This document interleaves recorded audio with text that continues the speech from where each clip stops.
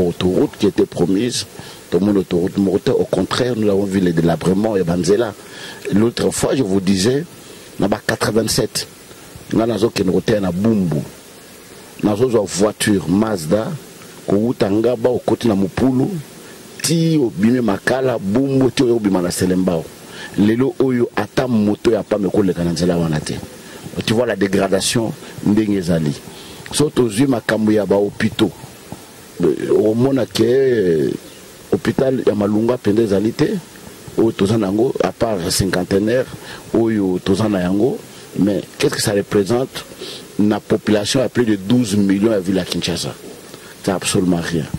Et ce total maintenant, le social, il y a peuple congolais, social, les lots, les gens gagnent, on a 2000 francs. Congolais ont représenté quelque chose de net, $60, où ils ont gagné. Qu'est-ce qu'il peut en faire avec? Donc ce Tokéi, je vous dirais franchement avec la main sur le cœur que vraiment gestion mitigée, vraiment résultat des positivité. Na 17 ans oyo nyonso oyo président en place à Saline à pouvoir na exécution ba mandat naé na ba année mususu ezalaki ya ba mandat vraiment légitimité ou parlons de 2001 hein 2001 ti tokoma 2006 tozo ba élection ba transition et ya qui ont intervenir les sous lelo aujourd'hui d'abord le rôle de l'église na 17 ans oyo est-ce que pendant 17 ans oyo l'église et sali mosala nango et sengeli quand même pendant période où il y a 17 ans. Sur le club de l'église, je vais parler d'abord de l'église dans laquelle je me trouve. Dans le club de l'église, je suis pour habiter une Bassali. Mais quand à ce qui concerne les églises, nous n'avons pas fait notre travail. Tout ça, nous sommes sauté. Et tout ça qui sensibilise la population. Et d'ailleurs, l'église de Réveil dans laquelle j'appartiens, c'est une église à problème. C'est-à-dire que tout ça, n'a pas de minki, baby rôle na bangote. À éviter parce que j'attends même les pasteurs qui prêchent, qui disent non, politique est allée bissoter. Alors sur politique est allée bangoter, politique on s'occupe de bango. À telle enseigne que nous n'avons pas sensibilisé le gens de voir qu'aujourd'hui, tout le monde a une institution en Mboka na biso. Tu verras peu de chrétiens alors que la majorité en Mboka Oyo. Et c'est pas chrétien. Aucun jamais n'a été islamique. Donc on a Iran, au monde que les musulmans. Bazarate na kati ya mboka na kati ya institution ba mona minorité de ba chrétien baza na kati ya mboka wana ba diriger mboka ezala kati sauf au Congo parce que mituna biso surtout baza ba leader toza formé na yango te. C'est tout un grand problème. Un grand problème, vous avez parlé des leaders, on parle des leaders chrétiens, balobi que question, c'est une question batobeli pe bando lobelo on dans temps aux acquis député national. Est-ce que un homme de Dieu peut faire la politique? En sachant bien que Nde Balobara toujours batté les melaka dont Balobara on a Bible et lobby que Boroke Telemela moto oyo azali na pouvoir établi. Est-ce qu'un politicien peut faire la dans quel verset? Mais je vais vous dire une chose. Je comprends le problème des Congolais, c'est le problème des concepts. La définition des concepts politiques. Sur les concepts, ezali mabe. Conclusion et concept de la Kamabé. Les communes mortelles de Congolais que politique est à l'Okuta. Et tu as politique est à l'Okuta. Moi, moi, la politique, moi, mais ce n'est pas ça la politique. La politique, c'est la gestion. Pour gérer cité. Est-ce que ça m'a bé, tant que passé, n'a géré quartier Nabiso? Ma communauté na kata quartier ni to bongisa balabala ndé to sala boye et puis ça m'a bien gestion des années parce que les Congolais tant balobi par exemple mineur bi bon nzela université to bongisi yango batwa liki na to mon nzaba bongisa le on va ta politique de kota yango yo et les gens pensent que les Congolais la politique c'est ça. Non, la politique c'est la gestion motonyo so bengami mutuna na moi à cause de la politique parce que les premiers politiciens ils en Zambie parce que c'est Dieu qui a institué le roi. On dit que tout pouvoir vient de Dieu. Sauf pour qu'on ne voit pas Nzambe. Est-ce que Nzambe pouvoir na yango ka pour pesa kaka na ba pagano na bana na ite. Et nana créé ba roi ko tia bongo ba roi. Mais ça qui Nzambe. C'est que nous n'avons pas d'instruction to yebi makamongo toujours le battre. Mais pour moi je ne trouve pas le mal de voir aujourd'hui un président de la République qui est un chrétien, un enfant de Dieu, un serviteur de Dieu, où il attend à l'amour qui est la forme Nzambe, talamboka mono pesinga ta population pesingai, pesanga mayele, pesanga sagesse, ya okamba bato ndeng Salomo asengaki. Je ne trouve pas le mal au jour de voir un ministre, un gouverneur qui est un enfant de Dieu, qui est un chrétien, ou à bon de la Kassambe la à Salanzambe, sauf au Congo parce que les gens ne comprennent absolument rien. Et ce qui les lots au bas politique au yo d'abord personnellement pour aux alliés il faut que le bango aux alliés monto tangi politique tangi ba science les alliés sciences politiques donc ce qui les lots nakati ya koluka kosa la politique na yo ezalaka ba objectif nini oyo ezalaka d'abord primaire il faut mettre l'homme au centre de tout. Et en mettant l'homme, oui. L'homme, on a qu'à les attendre, tu as qu'à salaire, yo boyaka automola mosapité au bâtiment assez à piper l'Assemblée nationale. Les Congolais ne prennent pas une chose. Dans aucun parlement, ça ne se fait jamais. Et ça, la maraté. Profitons-en de toi. Et de deux. Oui, de deux. Et tant que président du Parlement retourne, on a linga mata salaire. Alors c'est référé na budget nini. Mbongo na linga bakisa. Azozo on a compte nini. Vous avez qui vote il y a budget pour la. Non. On a bon vote à budget va tourner dans le baba vote à budget dans la globalité. Bah vote à budget non, ce n'est pas ça. Donc les aba congolais de tout le bâti Congo na biso. Ce que là sur Kazaka mo Yolanda yo. Et puis moi réfléchir te. Ba ko ba wan ba lobi oyebi. Raphaël Alaksa tel les canaux télévisés a comme Nazemit il y a solo nous t'entendons te moi na mobile comme Nazemit ndenge ni les ndenge ni baba ah oui journaliste on a comme Nazem nous devons être rationnels là ce qu'on est en train de dire et de deux si ngai na boyaki ko baksa salaire wana admettons tiens na boyaki la majorité va accepter et pourquoi on n'approuve pas baksa salaire en côté. Parce que la loi de la majorité, la loi du Parlement, c'est la loi de la majorité. Pourquoi on va accepter? Mais toujours est-il que, je vais vous expliquer, qu'est-ce qui s'est passé. Donc, le président Kamer a fait une blague, je pense. Il dit, bon, est-ce que $100 va député Nyonso, ça va fonctionner? Moi, j'avais dit, mais ça c'est une blague. Si vous avez $100 à député Moko, pour que ça va fonctionner, pour que ça va combien? Il va ça combien? Ça c'est amuser des gens. Le courant moutoy nanda qu'on a eu. Bon, tant moutoy par exemple nanda qu'on a eu le collier, papa, il a roulé des autres maillots mais là. Mais au cours de l'eau, bana balé, batika qui bâtit manza au servir moutoine, au cholier. C'était ça le problème. Moi je dis non. Si on va que ça salaire, il faut faire quelque chose, on pourrait faire. Ce n'est pas qu'on a $100 à député parce qu'il y a 500 députés. Si on a $100, ça fait 500 000. Et sur les entre nous soit dit 500 000, ça peut résoudre les fiscs qui ça un peu. 500 000 prenez, non je calcule, 500 000 divisé par 4 millions, il y a des fonctionnaires nuances. Pas même un centimètre. Non, va fonctionner dans l'ensemble. Dans l'ensemble, va fonctionner. Alors, soit 500 000 divisé par 3-4 millions, c'est 0,006. Pour ça, les loroni. Pourquoi se moquer des gens? D'accord. Tous les anglais, aux alliés, d'abord, il y a Pasteur Kiziamina. On parle de vous, en fait, personnellement, maintenant. Qu'est-ce que vous avez fait? D'abord, en étant pasteur aux alliés, Lélo. Aux alliés également politiciens. Et là, on y sali d'abord na makambo on y sali. On a tant n'y ba CPC apport na on a katia société, na katia social, na katia l'homme.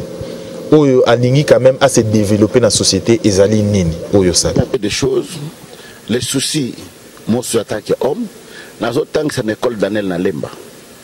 En première primaire, tant dans le diplôme na dans autant que c'est l'école Daniel na Lemba, dans autant que c'est Lemba. Mukolombo tozo ya mbule beta tozo kataka lamu mwana moka kwena mai alinga kene na sova mwana wana interpeller ngame pourquoi bana yanga bakoke ngotanga kana Lemba bakotanga nanga bate.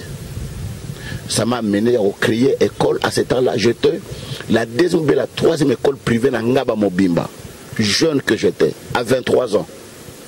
Et l'élo école wananga na minute de l'obanayo, tu peux prendre la caméra.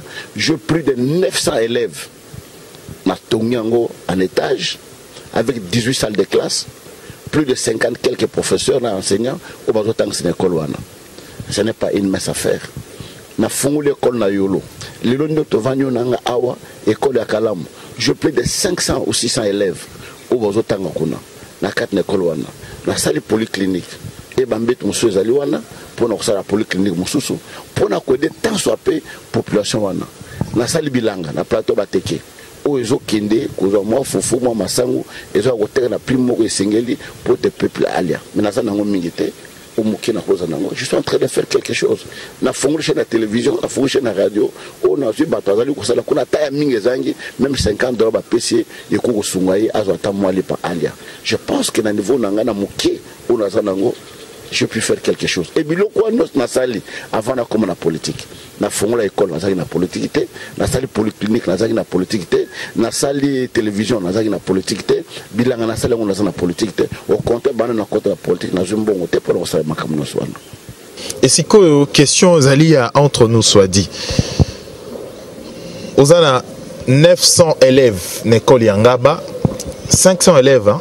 600 na école mususu eza na Kalamu.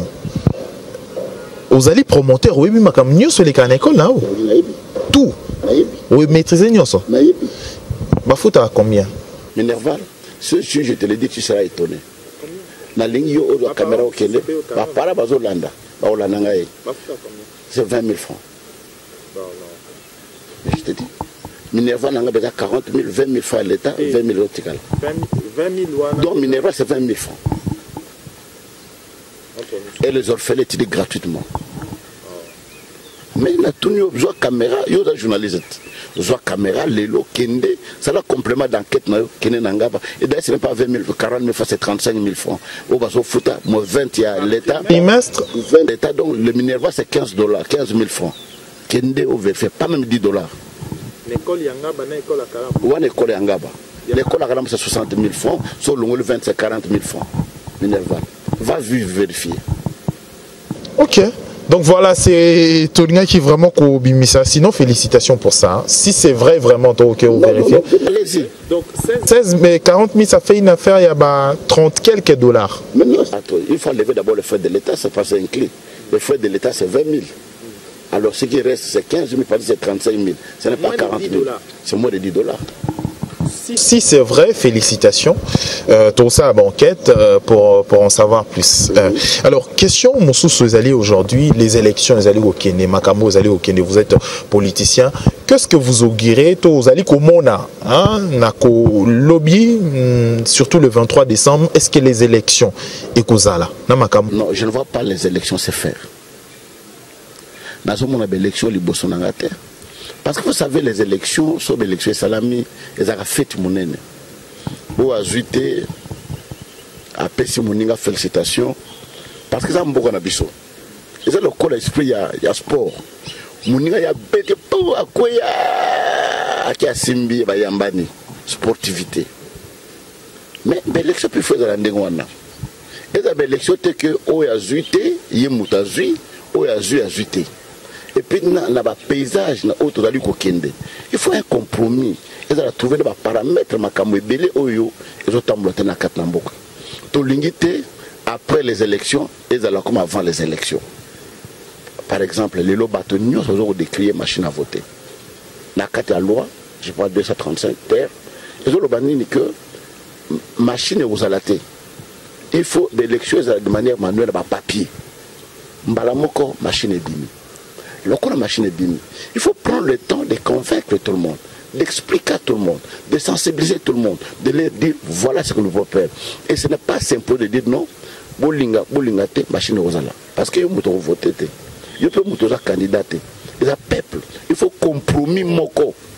Et ils allaient trouver. Ce qui est l'autre bâton soit l'ingité. Tout tikango, tout kenanzela oyo. Les lots bâtons le week-end, sur la machine, tout kenete.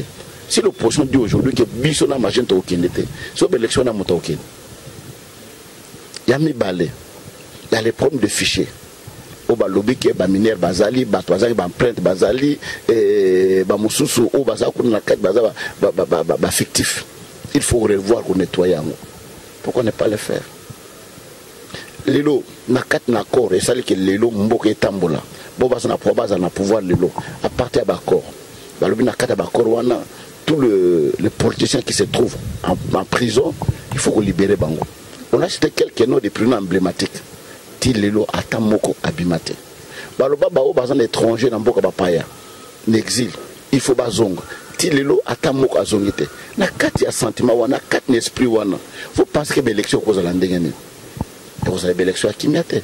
Voilà pourquoi moi je pense qu'aujourd'hui, les Congolais que nous sommes, nous devons nous retrouver autour de la table pour tout mettre au plan, faire tout solo là, tout bungisa. Mais dialogue ça va moi je souhaite qu'aujourd'hui on se mette autour de la table, tout silisa, bah point oyo et tikalaki. Et là tu dialogue. Au dialogue ya Union africaine, année après année, bah dialogue est là. Bah comment on change là? Planifier, tout à l'heure. Tout ça là qui n'est ni tout ça là qui est tout complété en haut. Qu'est-ce que ça demande? Dialogue, c'est que vous souhaitez, et avec le président en place, avec partie prenante, nous on a élection, l'opposition comme la majorité. Moi je pense que ce n'est pas ça le dire. Dans l'objet applicabilité, il y a point oyo et tigalaki. Tel que Bata 5 nous avons fait au moins 98%, 2% est égal au chef d'État à Sala. Et sur les 2%, Balouba qui est une composition, il y a un gouvernement, Makambi Bato va prisonnier, Makambi Bato va en exil pour Bazong. Et le président, on a fait le gouvernement, admettons. Donc 1% qui est égal à combien? 1% n'est pas mon poteau s'il ça, Makambi c'est qui est malade. Pourquoi on ne peut pas le faire? Je pense qu'aujourd'hui, sur l'applicabilité, il y a pour Lelo Oyo, chef d'État, a signé amnistie, il y a aussi un prisonnier politique, Babima, Bobazan étranger, Bazong. Si les élections, machine à voter là, ça peut passer. Non, d'abord, le point là, Oyo, pour nous trouver concorde, les bâtonnons. Et après, ma machine à voter, de voir avec une équipe de bon, voilà. Au cours de décrire machine à voter, peut-être qu'on utiliser en prochain. Et bien, nous connaissons, vous avez l'expérimentation dans Yango. Pourquoi qu'il y a une présidentielle, députation nationale, provinciale, non. Tout qu'il y a d'abord, par exemple, machine, le bambou, le goya, tout le même dans la commune, élection communale. Total ndeni ne lekeli. Automatique, tant bado ba muni ba s'imprégner nango. Après tâche ko ko seconde ba présidentielle. Mais ça mbala mo boité na eloko bozo sala. Pouf, eloko asike ko na niveau wana. Non. Et puis il ne faut pas oublier Mboka na biso. C'est un continent. Bozu machine moko botier na bureau moko quelque part. Et ça il faut que ça na boka batu. On achète des appareils na mon Samsung, a mis appareil na ye, mutaki ko brancher pour faire peli moto. Ça arrive. Ba metto ko ya sika, et bimi na usine. On a basala on a défaut, il faut ezonga. Ezonga ka. Et machine wana ke na mboka moko songolo e ko na panne. Boko sala ndeni pour na bato na ba voter te. Boko kuna groupe bo pédition groupe électoral parce que to na courant partout te. Groupe électoral pouf eziki c'est lokwa. To mona ngona banda ko na biso. Courant e face et loko eziki. Boko sala ndenge nini. Alors moi je pense que to boy machine te mais to ke na ngoma lembe. Malembe, ti, to s'imprégner na yango, to s'amalami. Mais pour le moment, je ne pense pas pourquoi doit se. Tout se référer à la Bible, na ba moment crucial, nzamba bandaki kolobela basali nae, andaki kolobela ba serviteur nae. Est-ce qu'aujourd'hui nzambe pour le peuple dédié, pour ce qui se passe na mboka Congo lelo, est-ce que ba Congolais belé ba milobela, est-ce que nzamba tikali sou to akangi misu azomona makambo ozoleka na Congo te pour basali nzambe ba olobate en fait. Par exemple, les Arada. Non, Dieu a fait si directive. Non, écoute, je vais vous dire une chose. Namboko yo bayo kaka. Quoi, les cas récemment, le chef de l'État n'a boyé calamité à Okufa. Tout le monde qui a un, il est quand même prophétesse Moaza Namboka Bapaya, le bac. Seule chose autour de moi, vous dire une chose que dans notre pays, ils n'ont pas d'abord le respect des serviteurs de Dieu. Respect basali nzambe ezalakate les autorités basali respecter ya basali nzambe totambola kama mokeli bamboto zo kende au moins dans de telles situations bako ben basali nzambe bokanisini. Moi personnellement même maintenant je lui écris 2 ou 3 lettres à répondre à tes. Le chef de l'État je écris. Non, tenez tes amis candidats de adversaire par Batouana. Ils n'ont jamais répondu, ils ne m'ont jamais reçu. Moi, je ne peux jamais demander subvention. ngai ce n'est secret pour personne. La plupart des ministres ce sont des collègues avec qui j'étais au Parlement, tous à bon terme. Tous les ministres qui sont là. Donc 3/4 des ministres, c'est des ministres qui sont là, au Parlement, des collègues nanga ninwana. Mais aucun à mon bureau pendant tout le temps que je suis là, mon côté. À ce moment là, bureau na que non na yo senga subvention, na yo senga aide, na yo senga boy na boy. Même quand j'organise mes activités, je le fais avec le peu de moyens que j'ai, jamais la kena senga. Par orgueil mais par esprit na ibi, c'est que c'est les Congolais. Alors pèse le comme lungate, mais au bima na journaux. Na ba journée au bima. Ah ya ki ba peke mbongo boy na boy. Et ces gens sont tellement des malins.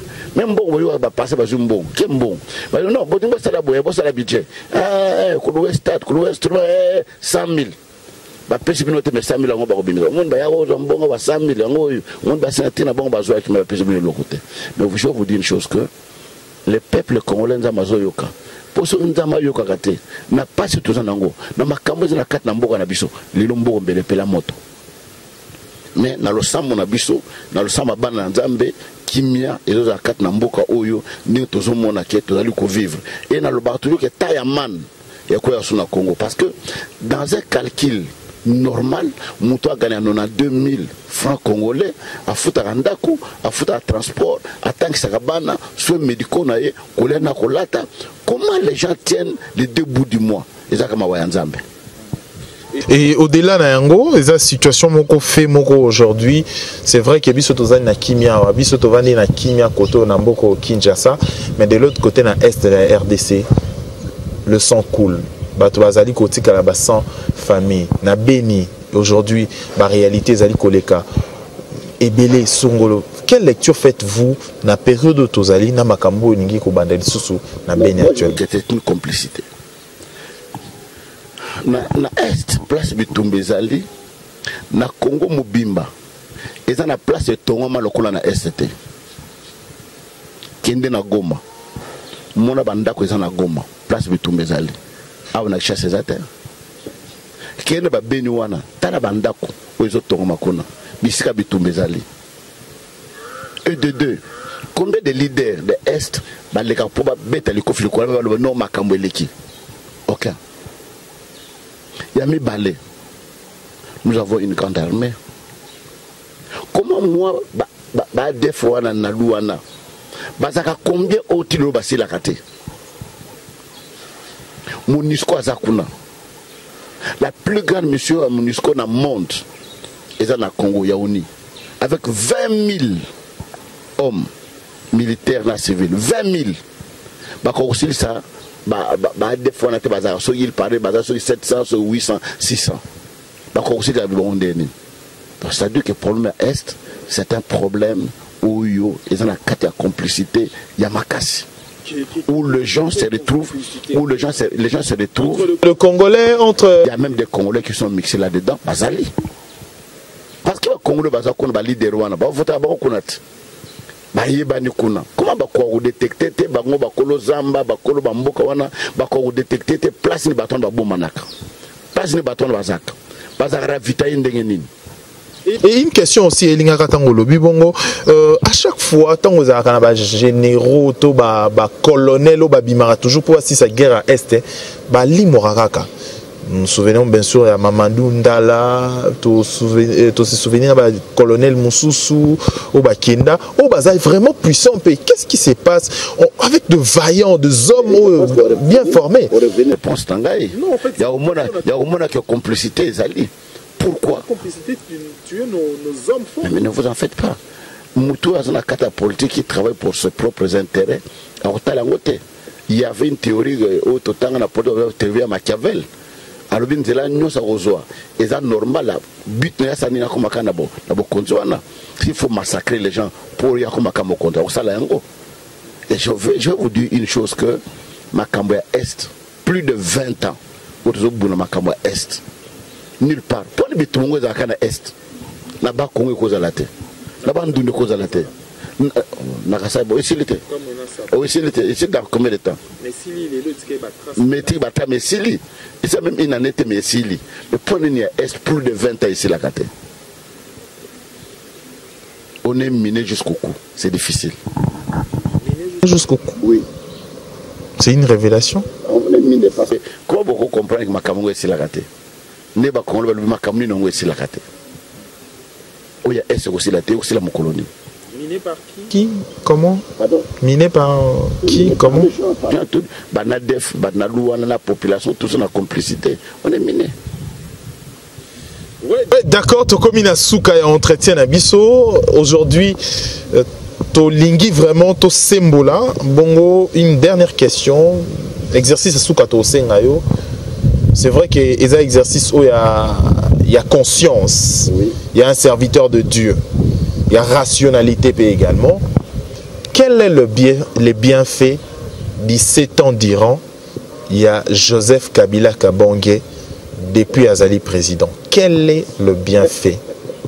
Le bienfait. Bon, je l'ai toujours félicité. Son militaire qu'on dit au Kabula pouvoir pour qui me compte à l'amboka. Les pays étaient divisés. Na Est kuna, tozali na RCD, na côté ouest tozali na Jean-Pierre Mbemba, côté à centre tozali na Joseph Kabila comme président. Et Kabila gérait au moins plus de 80% du territoire congolais. Alors bon, je m'arrête, bon, on va vendre Kunanga, la vendre Kotoyo, mais il avait accepté. Alors bon, je vais travailler avec 4 vice-présidents. Où il y a une autorité, Mogote par exemple. Économie, va passer Jean-Pierre Mbemba, armée, va passer par Oberwa, la justice, et culture, va passer par Zaïd Ngoma. Donc, ainsi de suite, à Bayerodia. À Kabul, pouvoir, on a pour retrouver compromis que Mboke Zanakinya, Lelo, Toko Longwa Awa, Toke Kisangani, Toko Longwa, Toke Équateur, Toko Longwa, Toke na Estwana. Donc, ça, c'est quelque chose de fort qu'il a pu faire que nous devons tous reconnaître. Quel est le fait où Shokao Makasi, où Yamabe Makasi, durant 17 ans au lobby, à chaque fois où Vandi ou Lamou qui n'attend au lobby, non. C'est le jeu. Impunité et Makasi. Je l'avais dit quand j'étais au Parlement, mon colonel a joué parole, a tribune à lobby. Aujourd'hui, nous voyons de Koulouna en cravate. Cette expression venait de moi. De Koulouna en cravate, bazo tambola. Mouta de tourner mbongo, batiki. Mais si aucun la prison makala, au moins la bateau, la prison 5 à Ibaki portable, il y a $20. Mouta kote kuna po abundaki, azokisaki moutou, à côté de la prison. Aucune kuna au moins mouta la prison parce que à Fingaki, à Salaki Lokoboy. Mais les gens qui ont détruit l'économie, et je vous dis, ce n'est pas un secret.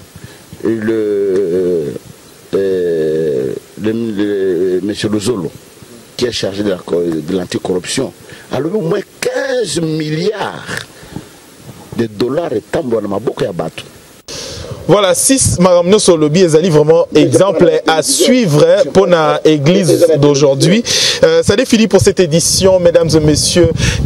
Toyamba Kibongo, candidat à député national, bongo na circonscription, il y a Mohamba, évangéliste Kiziamina Kibila, Jean-Oscar, Naende, Tosembola Kibongo, la question Moussous Zalek qui est actualité.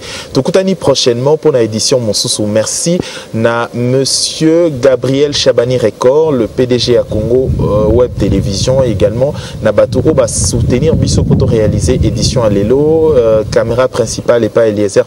Bébé de la presse, Dodi Mobutu, na deuxième caméra, merci. Nabatunio Sobalandi Bisso, Tokutani prochainement pour l'édition Moussou. D'ici là, portez-vous bien. Au revoir.